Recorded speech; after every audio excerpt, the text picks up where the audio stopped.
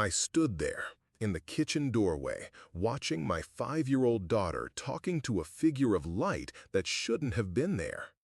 The Virgin Mary was in the middle of my kitchen, illuminating everything with a gentle glow that cast no shadows. Her hands outstretched towards the cupboard where I kept the stale bread. My little Lily was holding a piece of warm, steaming bread, fragrant with honey and herbs I'd never smelled before. "Daddy, the Heavenly Mother gave me food," she said, as if it were the most natural thing in the world. I couldn't blink, couldn't quite breathe. It was 3 in the morning, my wife was away on a business trip, and I had just witnessed something that would change my life forever. Let me go back to the beginning of this story. My name is Rick. I'm 42, a civil engineer, and I've always considered myself a practical, down-to-earth man. Faith, for me, was something reserved for Sundays, when I took Lily to church more out of family tradition than genuine conviction. My wife, Sarah, used to say I had a heart shielded from the supernatural. "You only believe what you can measure with a ruler and a square," she'd tease, and I'd smile because I knew it was true. During that period, we were going through a rough patch.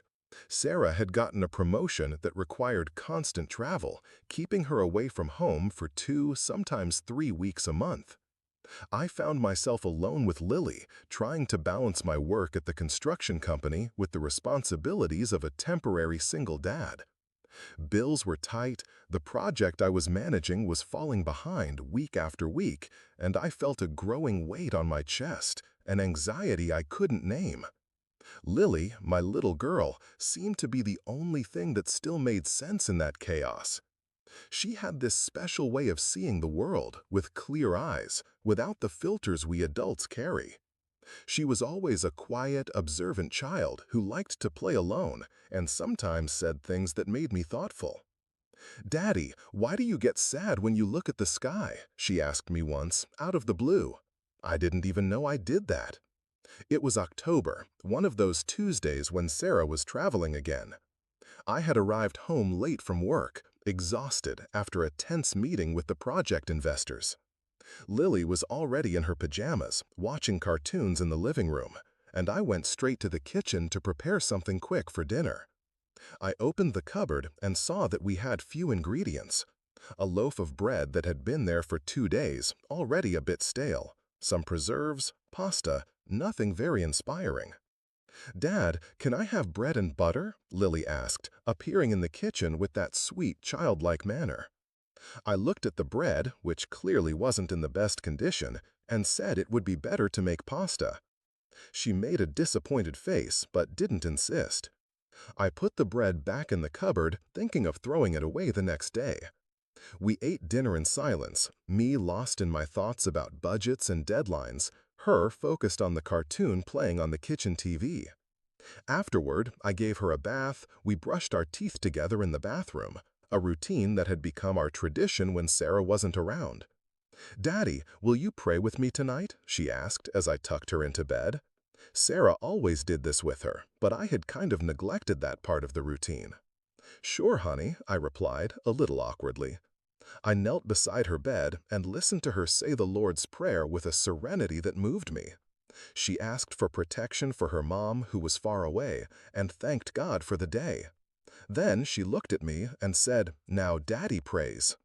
I stammered a few words, thanked God for the day and the family's health, and she smiled contentedly. It was almost 2 in the morning when I finally fell asleep. Work had consumed me so much that my mind was always racing at bedtime. I kept thinking about numbers, schedules, things that could go wrong. That night, sleep came heavily but was interrupted by a sound I couldn't identify. It was like the sound of a door slowly opening, the gentle creak of wood. I opened my eyes in the dark and listened. The house was silent, only the ticking of the clock in the living room echoing through the hallways. I thought it had been a dream, but something inside me wouldn't let me go back to sleep. It was as if there was a presence in the house, a different energy that I couldn't explain. I got out of bed slowly, trying not to make a noise, and walked down the hallway.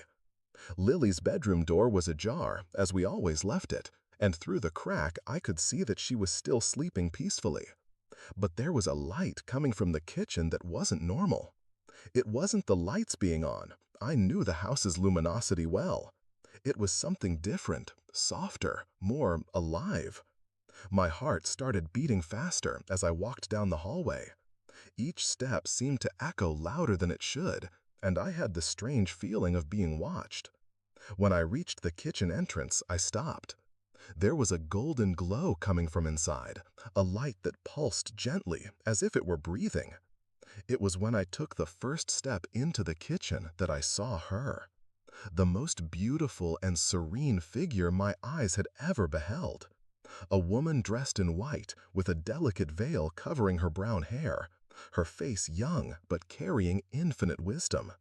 She was in the center of the kitchen, near the cupboard where I kept the groceries, and radiated a light that illuminated the entire room without creating shadows.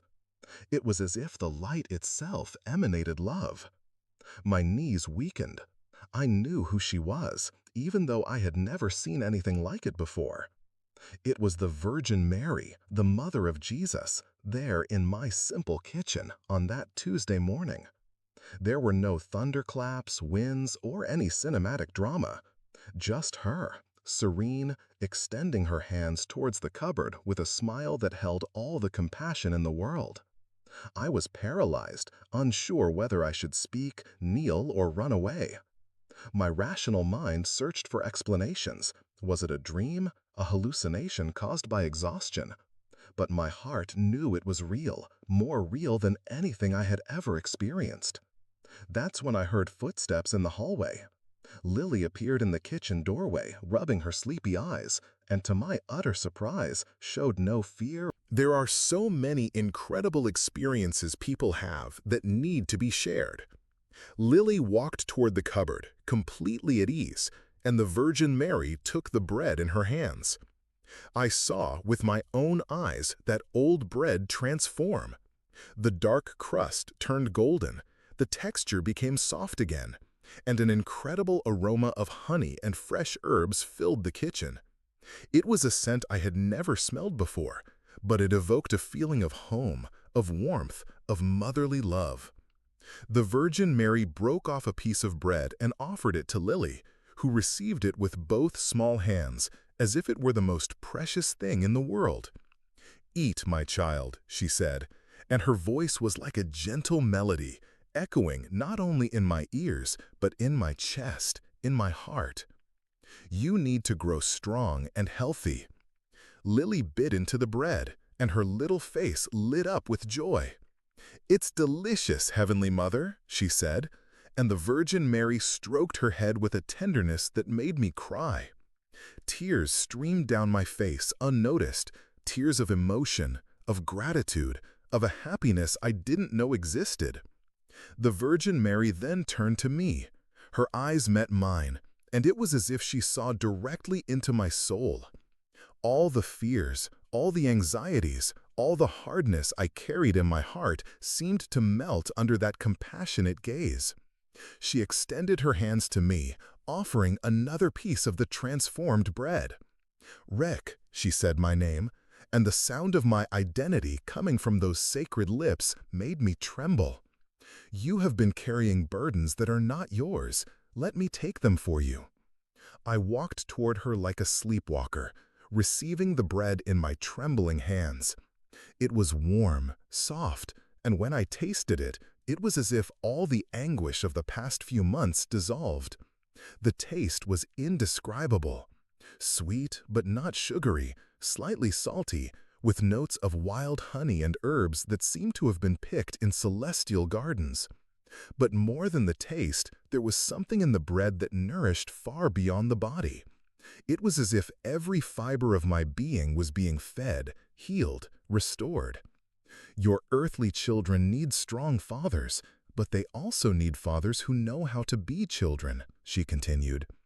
"You've forgotten how to ask for help, how to trust, how to let yourself be cared for. This house is blessed, but you need to open your heart to see the blessings that are already here." I looked around my simple kitchen, with its basic appliances, the ceramic floor that Sarah always complained was outdated, the small table where we ate our rushed meals. Suddenly, it all seemed sacred. It was there that we nourished our family, where Lily made her drawings while I cooked, where Sarah and I talked about our dreams for the future. "Your prayers have been heard," the Virgin Mary said, and I remembered all the times, alone in the office or driving home, that I murmured requests for help to a God in whom I wasn't sure I believed. Your silent tears, your worries about Lily, your love for Sarah, even when distance hurts, all of it reached us. Lily had finished her piece of bread and came to me, taking my free hand. "Daddy, you won't be sad anymore," she said, with that certainty that only children possess. I looked at her and saw in her eyes a maturity that wasn't there before, a peace that radiated from the depths of her soul. "How did you know she would come?" I asked Lily, and she shrugged, as if it were obvious. "I asked her to come take care of you, Daddy. You were very worried, and Mommy was far away. So I said, 'Heavenly Mother, Daddy needs you,' and she came." My daughter's simple faith deeply moved me. While I complicated everything with doubts and rationalization, she simply asked for help and trusted that she would be answered. The Virgin Mary smiled at us both, and I felt a peace descending upon me like a warm blanket. Love never leaves. There was no astonishment or questioning in her about what had happened. For her, receiving a visit from the Virgin Mary was as natural as receiving a visit from a beloved aunt. "Dad," she said suddenly, "now you'll be able to finish your work." It wasn't a question, it was an affirmation. "How do you know?" I asked, genuinely curious. "Because the Heavenly Mother said you were going to stop carrying heavy things that aren't yours. Then you'll have more strength to carry the things that are truly yours." Last night, before bed, I prayed that someone would watch over you all. I felt so guilty about always traveling, leaving you alone. I asked the Virgin Mary, Heavenly Mother, to look after my family. At that moment, I understood that the miracle had begun long before the appearance in the kitchen. The day unfolded strangely. On one hand, I had to go to work, solve practical problems, deal with budgets and deadlines. On the other, I carried within me a peace that transformed my perspective on everything. The problems still existed, but they seemed smaller, more manageable. Solutions arose more easily. The people around me seemed more collaborative. Late in the afternoon, when I picked Lily up from school, her teacher commented that she was different.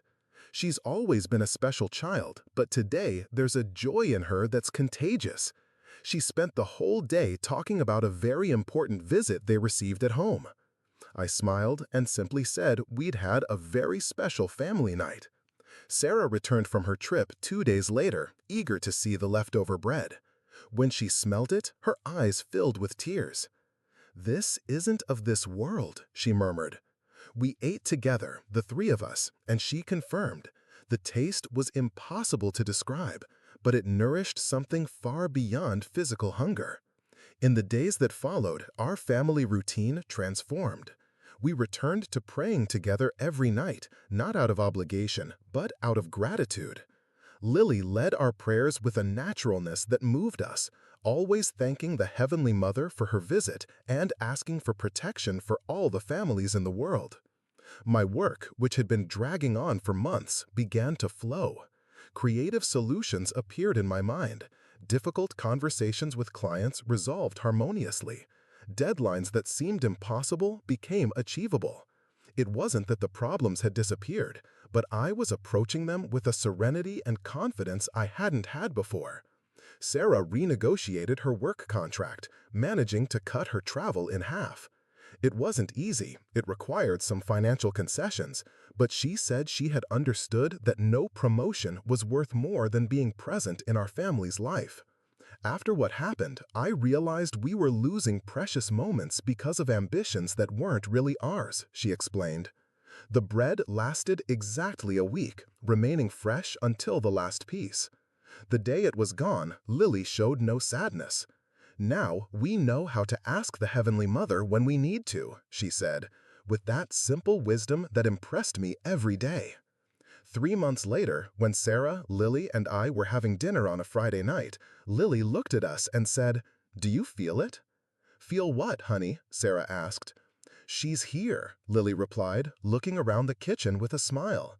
"The Heavenly Mother is always here now." And she was right. I could feel it. It wasn't the luminous and visible presence of the first night anymore, but something subtle, constant, loving. It was as if our home had been permanently blessed, as if an invisible protection always enveloped us. Today, a year later, I still keep the last little piece of bread from that night as a relic. It's in a small box on my nightstand, and from time to time, when discouragement or worry strikes, I open the box and smell that aroma of honey and herbs again. It's my reminder that we are not alone. We never have been. Lily continues talking to the Heavenly Mother as if they were close friends. Sometimes, in the middle of a game or a meal, she stops and says, "The Heavenly Mother said you're doing everything right." I no longer question it. I've learned to accept that some things are beyond my rational understanding, and that doesn't make them any less real. What marks me most about this experience wasn't just the miracle itself, but how it transformed our family. We learned to trust each other more, to share our fears without shame, to celebrate the small joys of everyday life. Our kitchen became a sacred place where the nourishment of the body is always accompanied by the nourishment of the soul. If you've come this far in this account, you may be wondering if this really happened or if it's just a nice story I made up. I understand the doubt. I myself would doubt it if someone told me. But I can assure you, every word here is true. Every detail happened exactly as I described. More important than believing me, however, is believing that the extraordinary can happen in your life too. Maybe it won't be an apparition of the Virgin Mary in your kitchen, but it could be a sign, an impossible coincidence, an answer that arrives exactly when you need it most. The divine has infinite ways of manifesting itself, and perhaps the only thing that prevents us from noticing is our own resistance to mystery. Today, when I put Lily to bed and she says her prayers, I join her with a heart full of gratitude. I thank not only for the visit that changed our lives, but for having learned to see the sacred in the everyday, the miraculous in the simple, the divine in the human. And when she finishes her prayers and asks me to pray too, I no longer stammer. The words flow naturally, because I know they are being heard by someone who loves us unconditionally. This is my story, my testimony, my attempt to share with you the certainty that we are never alone. Somewhere, in a dimension that our physical eyes cannot see, there is a love that accompanies us, protects us, nourishes us, not only with bread, but with hope, faith, and the courage to keep walking, even when the path seems dark. May your kitchen, your home, your life also be visited by this love. May you learn, as I have learned, to recognize the sacred in simple gestures, in tender words, in warm embraces, in the daily bread that when shared with love becomes heavenly sustenance. This is the lesson a 5-year-old child and a late-night apparition taught me. The miracle lies not in the spectacular nature of the event, but in the transformation it brings about within us. And that transformation, once begun, never ceases.